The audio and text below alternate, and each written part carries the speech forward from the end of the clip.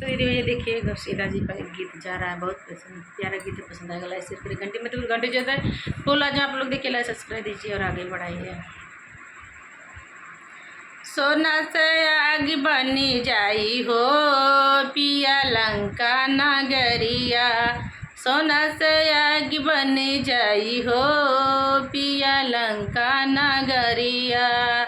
जब सीता रहली जनकपुर में कुंवारी, जब सीता रहली जनकपुर में कुंवारी, तब कहाँ रहला बलमु बलधारी, तब कहाँ रहला बलमु बलधारी।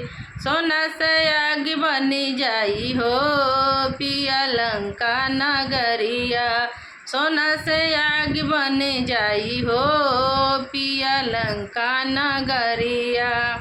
जब सीता रहली जनकपुर में कुंवारी, जब सीता रहली जनकपुर में कुंवारी, तब काहे ले गईला बलमु तू चोराई, तब काहे ले गईला बलमु तू चोराई।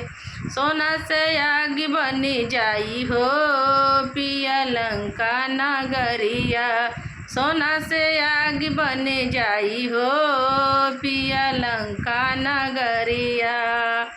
जब सीता रहली जनकपुर में कुंवारी, जब सीता रहली जनकपुर में कुंवारी, तब कहाँ रहला बलमु बलधारी, तब कहाँ रहला बलमु बलधारी।